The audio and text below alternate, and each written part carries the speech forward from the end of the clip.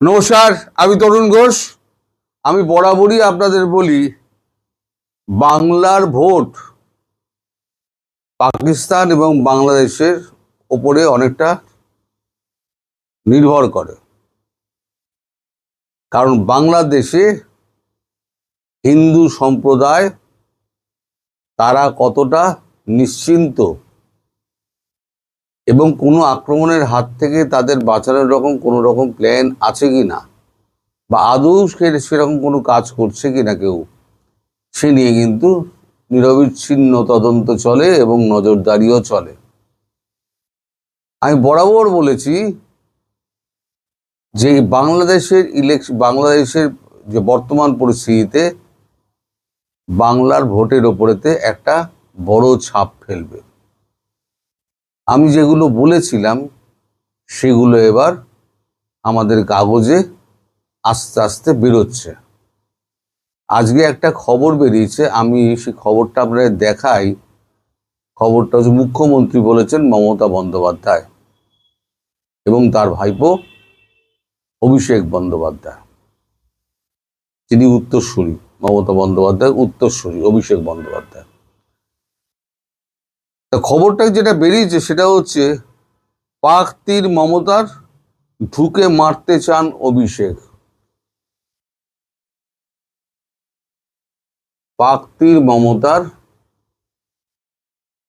ঢুকে মারতে চান অভিষেক। মানে বাংলাদেশে ঢুকে মারার কথা উনি বলছেন।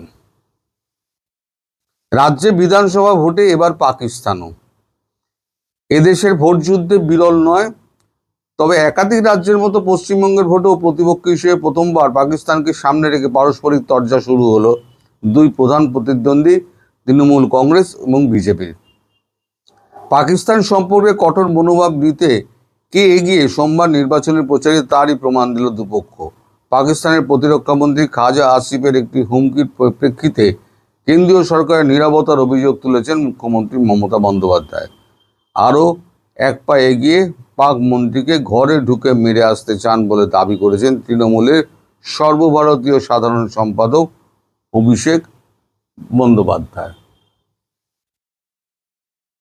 পাকিস্তানের বিরুদ্ধে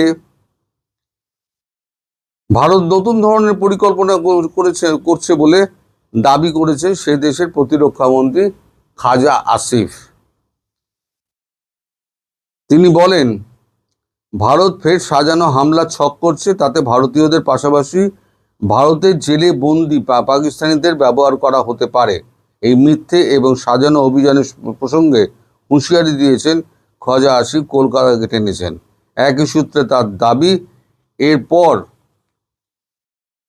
কলকাতা পর্যন্ত হামলা চালাবে পাকিস্তান। এই সংবাদই রাজ্যের প্রচারে অস্ত্র করে সোমবার নদিয়ার নাকাশিপাড়ায় ভোটের সভায় মমতা বন্দ্যোপাধ্যায় বলেন, পাকিস্তানের প্রতিরক্ষামন্ত্রী কলকাতাকে হুমকি দিলেনও কেন প্রধানমন্ত্রী চুপ? কেন বললেন না উপযুক্ত পদক্ষেপ করব? তার ইঙ্গিতপূর্ণ প্রশ্ন কে বলিয়েছে তাকে দিয়ে। মালদার হরিশ্চন্দ্রপুরের সভায় অভিষেক বন্দ্যোপাধ্যায় বলেন, পাকিস্তানের প্রতিরক্ষা মন্ত্রী দুদিন আগে বলেছেন কলকাতাকে উড়িয়ে দেব। প্রতিরক্ষা মন্ত্রী স্বরাষ্ট্রমন্ত্রী আঙুল চুষছেন। মানে আমাদের স্বরাষ্ট্রমন্ত্রী হচ্ছেন অমিত শাহ আর মোদি, দুজন আঙুল চুষছেন। যেদিন কেন্দ্রে মমতা বন্দ্যোপাধ্যায়ের ইন্ডিয়া জোটের সরকার হবে, খাজা আসিফকে ঘাড় মে ঘুষ কে মারেঙ্গে। আমি বলেছিলাম যে বাংলাদেশ এবং পাকিস্তান এই ভারতীয় অস্মিতা, বাঙালির অস্মিতা, এটাকে কিন্তু ক্যাশ করার জন্য দুপক্ষই কিন্তু উঠে পড়ে লাগবে। দেখুন ভোটের মাঠে সেটা কিন্তু শুরু হয়ে গেল 15 দিন আগে। 23 তারিখ প্রথম দফার ভোট এবং 29 তারিখ দ্বিতীয় দফার ভোট। 23 তারিখ হচ্ছে পুরো উত্তরবঙ্গ এবং 29 তারিখ হচ্ছে পুরো দক্ষিণবঙ্গ। 4 তারিখে ফল ঘোষণা। এখন দুপক্ষ কেউ কারো জমি ছাড়বে না। সামনে পাওয়া গেছে একটা পাকিস্তান মডেল এবং যেখানে কলকাতা জড়িয়ে আছে। এই যে আমি গতকালকে যে কপিটা করলাম, তারপরে আমি বহু লোকের সঙ্গে কথা বলেছি যে হঠাৎ ওইখানে এই সমস্ত গাড়ি ফাড়ি কেন, সাঁজোয়া গাড়ি ফাড়ি কেন। তা কথাবার্তা বলে মোটামুটি তিনটে সম্ভাবনার কথা বোঝা গেল। এক হচ্ছে বিজেপি যদি জেতে, মানে ভোটের কথা বলছে, কি হবে কেউ বলতে পারে না, কারণ আমাদের দেশে ভোট সম্পর্কে যে যা বলে সব তার উল্টো হয়। যদি বিজেপি জেতে তাহলে এই যে প্রায় 90 লক্ষ বাদ গেছে ভোটার লিস্ট থেকে, আশঙ্কা করা হচ্ছে এই 90 লক্ষ হচ্ছে বাংলাদেশি যারা পরিচয়পত্র দেখাতে পারেনি, এদেরকে সব বিতরণ করবে। এই যে ডেমোগ্রাফি যেটা চেঞ্জ করা হয়েছে 90 লক্ষকে দিয়ে, এই ডেমোগ্রাফিকে পাল্টে দেওয়ার চেষ্টা করা হবে।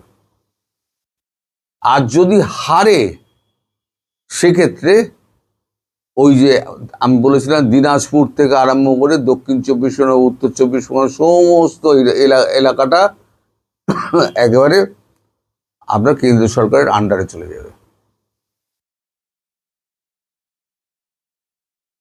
আমি কিন্তু বলেছিলাম, আপনাদের স্মরণ করে দেখুন, আমি বলেছিলাম সেটা হবে। আর তৃতীয় একটা আশঙ্কার জায়গা থেকে একটা তৈরি হয়ে রাখার হলো, যদি পাকিস্তান কোনো ফলস ফ্ল্যাগ অপারেশন করতে চায় তাহলে দ্রুততম সময়ের মধ্যে পৌঁছে ঢাকা সহ কুমিল্লা দিয়ে ঢুকে ওদিকে আপনার, এটা তো দিয়েছে শুধু মানে আপনার উত্তরবঙ্গের দিকে, উত্তরবঙ্গ আসামের দিকে ছবিটা দিয়েছে, বিহারের কিষানগঞ্জের দিকে ছবিটা তো দেয়নি, ওখানেও কিন্তু পড়ে রয়েছে এরকম প্রচুর।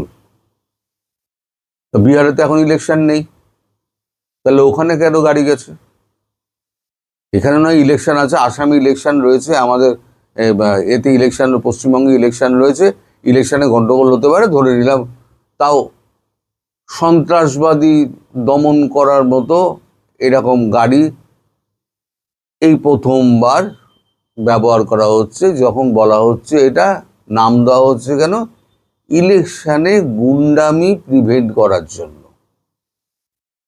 এর আগেও অনেক ইলেকশন হয়েছে, কখনো হয়নি। তো তিনটে সম্ভাবনার কথা আমি আপনাদেরকে বললাম বিভিন্ন লোকের সঙ্গে কথা বলে। যদি মমতা বন্দ্যোপাধ্যায় জেতেন তাহলে এটা কেন্দ্র সরকারের আন্ডারে চলে যাবে, আর ওই ওই অঞ্চলটা পুরোটা। আর যদি বিজেপি সরকার জেতে তাহলে মোট যে 93 লক্ষ যে আপনার উদ্বাস্তু হিসেবে দেখা যাচ্ছে, যারা পরিচয়পত্র দেখাতে পারছে না এবং স্থায়ী বাসস্থান, তারা স্থায়ী বাসিন্দা তা প্রমাণ করতে পারছে না, তাদেরকে সব ফিরিয়ে দেওয়া হবে। আর যদি এই দুটোর বাইরে একটা আছে, যদি পাকিস্তান যদি কোনো ফলস ফ্ল্যাগ অপারেশন করতে চায় তাহলে পরে সেটার সদুত্তর দেওয়া। এখন কোনটা সঠিক কোনটা বেঠিক আমি জানি না, সময় একে বলে দেবে যে কে ঠিক কে ভুল, মানে কার আশঙ্কা ঠিক কার আশঙ্কা ভুল। এবং সত্যি সত্যি ওই গাড়িগুলো, কমব্যাট ফোর্সের গাড়িগুলো সত্যি সত্যি এই মানে ওখানে পাঠানো হয়েছিল কি উদ্দেশ্যে? এই গাড়িগুলো হচ্ছে আমেরিকান যে হামভি রয়েছে না, আমেরিকান হামভির মতো পুরো মজবুত, একেবারে নানান রকম অস্ত্র ফস্ত্র একদম ঠাসা পুরো। এগুলো হচ্ছে কি বন বাঁধার ডিঙে, কাশ্মীরে ছিল, বন বাঁধার ডিঙে হুড়ুর করে ভেঙে সব বেরিয়ে যাবে। সামনের দিকে কাঁটা দেওয়া আছে, কাটতে কাটতে যায়, গাছপালা কাটতে কাটতে যায়। তো টাটা কোম্পানি এই গাড়িগুলো তৈরি করে, সব কটা বুলেট প্রুফ, গ্রেনেড মারলেও কিছু হবে না, ছোটখাটো মিসাইল মারলেও কিছু হবে না, বড় মিসাইল মারলে সেটা আলাদা কথা। তো এগুলো কেন রাখা হচ্ছে এই যে মানে এই অবস্থার মধ্যে, সেটা একটা কিন্তু বড় প্রশ্ন, যেটার উত্তর পাওয়া যাবে খুব তাড়াতাড়ি, খুব তাড়াতাড়ি। ওই তিনটে কারণের একটা কারণ হলেও হতে পারে। সবাই ভালো থাকবেন, সুস্থ থাকবেন, সাবধানে থাকবেন। নমস্কার।